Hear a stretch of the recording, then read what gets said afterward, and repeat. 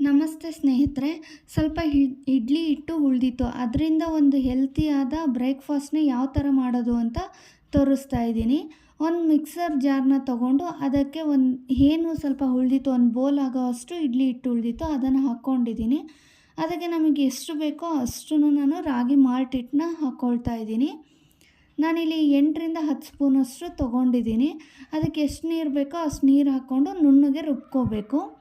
ಆ ರುಬ್ಬಿದ ನಂತರ ನಮಗೆ ಯಾವ ಥರ ದೋಸೆ ಬೇಯೋಕ್ಕೆ ಹಿಟ್ಟಿನ ಹದ ಬೇಕೋ ಆ ಥರ ನೀರು ಹಾಕ್ಕೊಂಡು ರೆಡಿ ಮಾಡಿಕೊಂಡು ಅದಕ್ಕೆ ರುಚಿಗೆ ತಕ್ಕಷ್ಟು ಉಪ್ಪು, ಸೋಡಾ ಪುಡಿನ ಹಾಕ್ಕೊಳ್ತಾ ಇದ್ದೀನಿ.